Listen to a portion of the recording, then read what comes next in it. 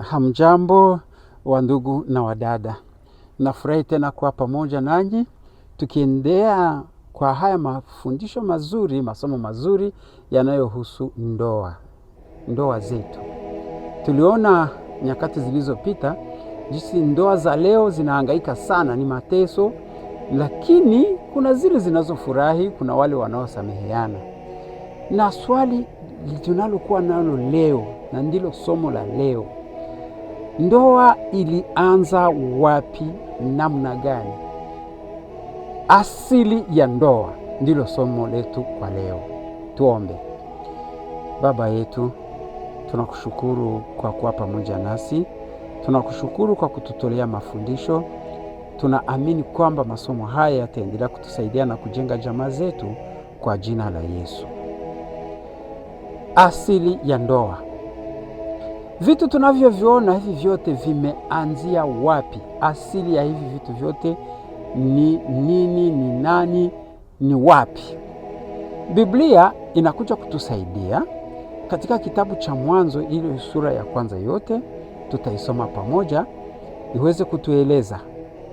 Biblia inakuja kutuambia kwamba hivi vitu tunavyoviona havikujitokeza tu hivi hivi, hapana, viliumbwa. Na vikaumbwa na nani? Naona huyo Mwanzo sura ya kwanza fungu la kwanza na fungu la pili nasema hivi: hapo mwanzo Mungu aliumba mbingu na dunia. Wakati huu dunia ilikuwa haina umbo, tena ilikuwa tupu.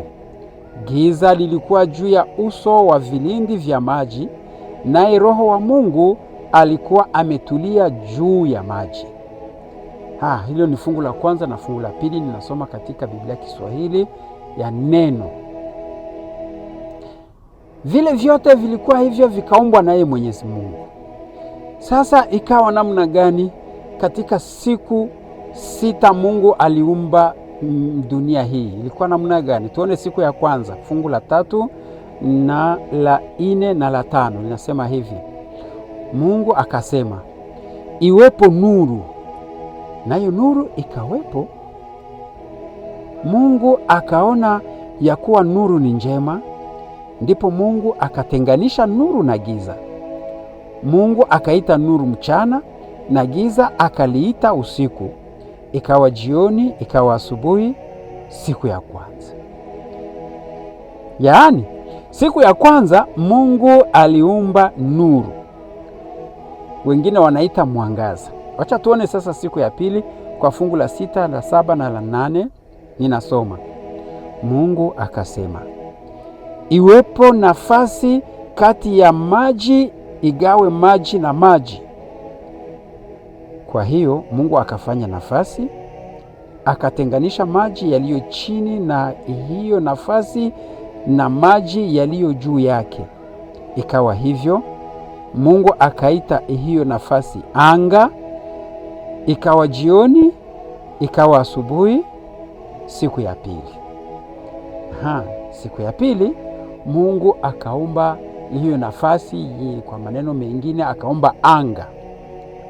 Tuone sasa siku ya 3 kwa fungu la 9 mpaka lile la 13. Inasema hivi: Mungu akasema, maji yaliyopo chini ya anga na yajikusanyike mahali pamoja, pawepo na nchi kavu. Ikawa hivyo. Mungu akaita nchi kavu ardhi, nalo liliwe kusanyiko la maji akaliita bahari. Mungu akaona kuwa ni vyema.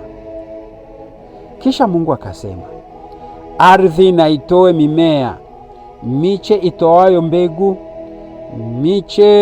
miti juu ya nchi itoayo matunda yenye mbegu ndani yake, kila mmea kulingana na aina zake mbalimbali.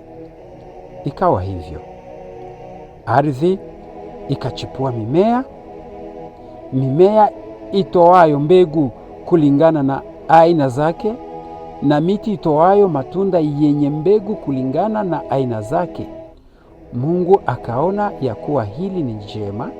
Ikawa jioni, ikawa asubuhi, siku ya 3. Ndugu, unaona hii siku ya 3 Mungu akatenga maji na udongo. Udongo ukaonekana, ulikuwa hauonekani. Kisha Mungu sasa akapandisha toka udongo hiyo mimea yote, miti, matunda, vyote, majani yote yakaonekana. Hiyo ni siku ya 3. Wacha tuone siku ya 4 sasa kukawa nini. Siku ya 4 fungu la 14 hadi la 19. Ninasoma. Mungu akasema, iwepo mianga kwenye nafasi ya anga ili itenganishe usiku na mchana, nayo iwe alama ya kutambulisha majira mbalimbali, siku na miaka, nayo iwe mianga kwenye nafasi ya anga ya kutia nuru juu ya dunia. Ikawa hivyo. Mungu akafanya mianga miwili mikubwa, mwanga mkubwa utawale mchana na mwanga mdogo utawale usiku. Pia Mungu akafanya nyota. Mungu akaiweka katika nafasi ya anga ingaze dunia, itawale usiku na mchana, na ikatenganishe nuru na giza.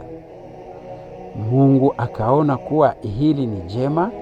Ikawa jioni, ikawa asubuhi, siku ya 4. Hiyo siku ya 4, ndugu mpenzi, Mungu akatuumbia jua na nyota na mwezi. Twende sasa kwa siku ya 5. Siku ya 5 tutaona kwa fungu la 20 mpaka 23. Inasoma. Mungu akasema, kuwepo na viumbe hai tele kwenye maji, nao ndege waruke juu ya dunia katika nafasi ya anga. Kwa hiyo Mungu akaomba viumbe wakubwa wa baharini na kila kiumbe hai kiendacho majini kulingana na aina zake, na kila ndege mwenye mabawa kulingana na aina yake. Mungu akaona kuwa hili ni jema. Mungu akavibariki akasema, zaeni muongezeke, mkajaze maji ya bahari, nao ndege waongezeke katika dunia. Ikawa jioni, ikawa asubuhi, siku ya 5. Yaani siku ya 5 Mungu aliumba wale ndege wote tunaoona wanaruka angani, na akaumba samaki na wale viumbe wote wanaoishi ndani ya maji. Tuone sasa siku inayofuata. Mungu akasema, ardhi na itoe viumbe hai kulingana na aina zake, wanyama wa kufugwa, viumbe vitambaavyo ardhini na wanyama pori, kila mnyama kulingana na aina yake. Ikawa hivyo. Mungu akafanya wanyama pori kulingana na aina zake, wanyama wa kufugwa kulingana na aina zake, na viumbe vyote vitambaavyo juu ya ardhi kulingana na aina zake. Mungu akaona kuwa hili ni jema. Tunaendelea na siku ya 6, hajamaliza Mungu. Ndipo Mungu akasema, tufanye mtu kwa mfano wetu, kwa sura yetu, wakatawale juu ya samaki wa baharini na ndege wa angani, juu ya mifugo, juu ya dunia yote, na juu ya viumbe wote watambao juu ya nchi. Kwa hiyo Mungu akamuumba mtu kwa mfano wake mwenyewe, kwa mfano wa Mungu aliumbwa. Mwanaume na mwanamke aliwaumba. Mungu akawabariki na akawaambia, zaeni na mukaongezeke, mukajaze tena dunia na kuitiisha, mukatawale samaki wa baharini, ndege wa angani, na kila kiumbe hai kiendacho juu ya ardhi. Kisha Mungu akasema, nimewapa kila mche utoao mbegu juu ya uso wa dunia yote, na kila mti wenye matunda yenye mbegu ndani yake, vitakuwa chakula chenu. Nao wanyama wote wa dunia, ndege wote wa angani, na viumbe vyote viendavyo juu ya ardhi, yaani kila kiumbe chenye pumzi ya uhai. Ninawapa kila mche wa kijani kuwa chakula. Ikawa hivyo. Mungu akaona vyote alivyoumba, na tazama, ilikuwa vizuri sana. Ikawa jioni, ikawa asubuhi, siku ya 6. Nirudi tena. Siku ya kwanza Mungu akaumba nuru. Siku ya pili Mungu akaumba anga. Siku ya 3 Mungu akaumba mimea. Siku ya 4 Mungu akaumba jua, mwezi na nyota.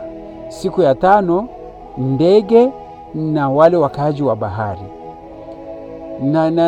Na siku sasa ya 5, ile siku ya 5, mnaona vile vitu alivyoumba vilikuwa vingi, na ilikuwa tu kwa neno.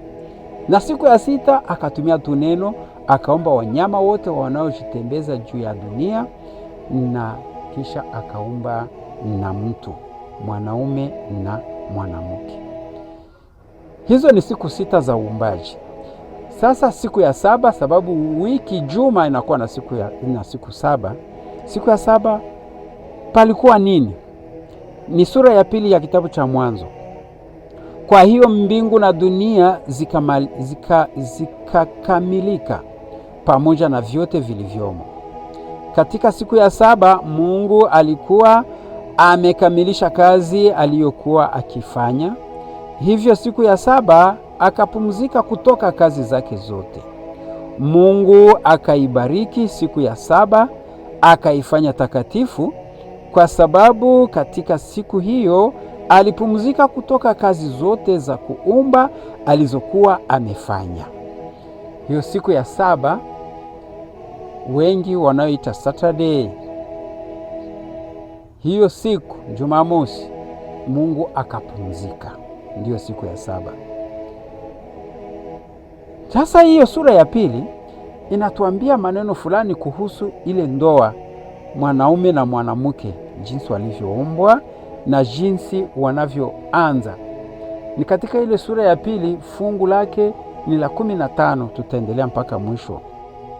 Ninasoma hivi: Bwana Mungu akamchukua huyo mtu, akamweka kwenye bustani ya Edeni ailime na kuitunza.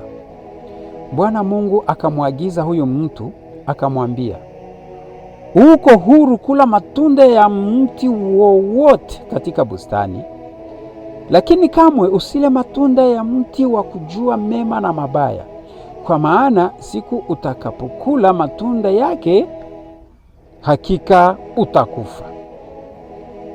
Bwana Mungu akasema, si vyema huyu mtu awe peke yake, nitamfanyia msaidizi wa kumfaa. Basi Bwana Mungu alikuwa amefanyiza kutoka ardhi wanyama wote wa porini na ndege wote wa angani, akawaleta kwa huyu mtu aone atawahitaji. Nalo jina lolote alilokiita kila kiumbe hai likawa ndilo jina lake. Hivyo Adamu akawapa majina wanyama wote wa kufugwa, ndege wa angani na wanyama wote wa porini. Lakini kwa Adamu hakupatikana msaidizi wa kumfaa. Hivyo Bwana Mungu akamfanya Adamu kulala usingizi mzito, naye alipokuwa amelala akachukua moja ya mbavu zake, akapofunika mahali pale pale kwa nyama. Kisha Bwana Mungu akamfanya mwanamke kutoka kwenye ule ubavu aliouchukua kutoka kwa huyo mwanamume, akamleta huyo mwanamke kwa huyo mwanaume. Huyo mwanaume akasema, huyu sasa ni mfupa wa mifupa yangu na nyama ya nyama yangu, ataitwa mwanamke kwa kuwa alitolewa katika mwanaume. Kwa sababu hii mwanaume atamwacha baba yake na mama yake na kuambatana na mkewe, nao watakuwa mwili mmoja. Adamu na mkewe wote wawili walikuwa uchi, wala hawakuona aibu. Ndugu, huo ndio mwanzo wa ndoa. Adamu akikusha kuumbwa, Bwana Mungu akampa kazi ya kutoa majina kwa wanyama wote na ndege. Na sasa Adamu akagundua kwamba yeye yuko peke yake, sababu wengine wote walikuwa wawili, mume na mke. Ndipo sasa Mungu akamtia usingizi, akatoa ubavu, na kwa ule ubavu akatengeneza, akaumba mwanamke, akamleta kwa Adamu, na Adamu akafurahi kumwona, na ndoa ikaanzia hapo. Ndoa ya kwanza duniani ilikuwa ile ya Adamu na Eva. Ilifanyika wapi? Katika bustani wa Edeni. Ikafanyika siku gani, tarehe gani? Ilikuwa tarehe 6 mwezi wa kwanza, mwaka wa kwanza wa maisha ya hii dunia. Na toka Adamu na Eva ndipo tunatoka sisi wote wakaaji wa hii dunia. Siku zinazokuja si mbali tutaona kama hiyo ndoa ilikuwa namna gani katika hiyo bustani ya Edeni. Je, walikuwa wakipigana? Je, walikuwa wakisemezana vibaya? Walikula nini? Waliishi namna gani? Hilo ndilo litakalokuwa somo letu linalokuja. Nitakualika kuweza kufuata. Uwe tu penyeza ile mahali wanaandika subscribe, utakuwa ukipata hayo mafundisho bila shida yoyote. Tuombe. Mungu wetu, tunakushukuru kwa hili somo. Hivi tunaona asili ya ndoa. Ni wewe mwenyewe ulioanzisha ndoa ya kwanza na ukaibariki. Hutaacha ndoa zetu, uje ukazibariki kwa jina la Yesu Kristo. Amina.